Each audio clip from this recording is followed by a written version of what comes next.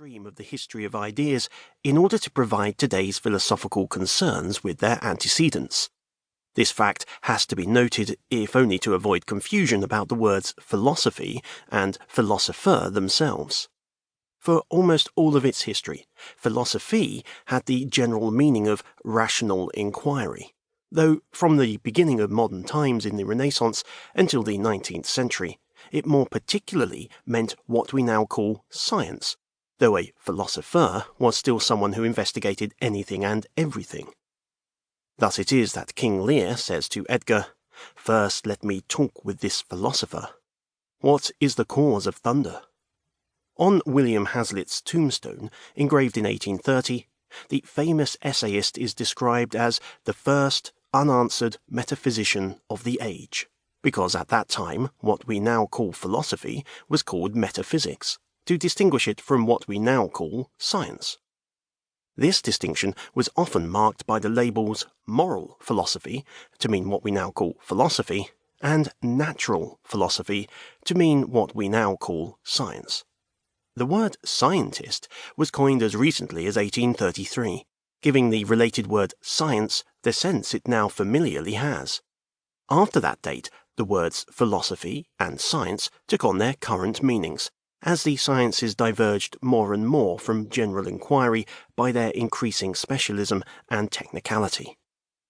In contemporary philosophy, the principal areas of inquiry are epistemology, metaphysics, logic, ethics, aesthetics, the philosophy of mind, the philosophy of language, political philosophy, the history of debates in these areas of inquiry, and philosophical examination of the assumptions, methods, and claims of other fields of inquiry in science and social science.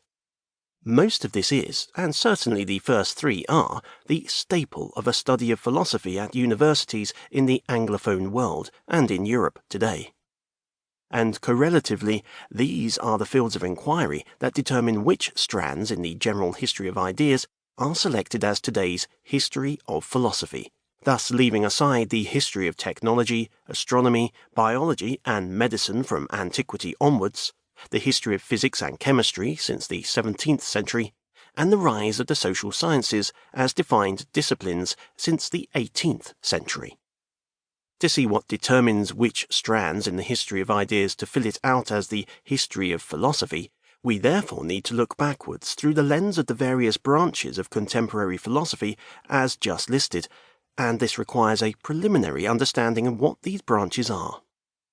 Epistemology, or theory of knowledge, is inquiry into the nature of knowledge and how it is acquired. It investigates the distinctions between knowledge, belief, and opinion, seeks to ascertain the conditions under which a claim to know something is justified, and examines and offers responses to skeptical challenges to knowledge. Metaphysics is inquiry into the nature of reality and existence. What exists, and what is its nature? What is existence?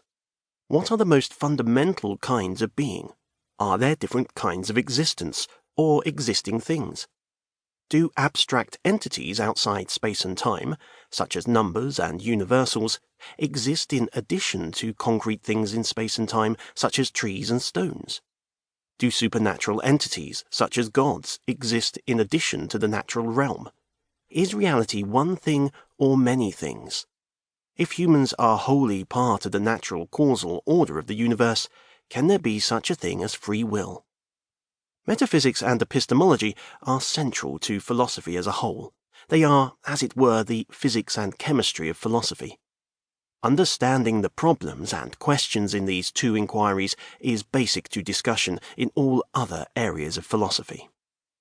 Logic, the science of valid and sound reasoning, is the general instrument of philosophy, as mathematics is in science.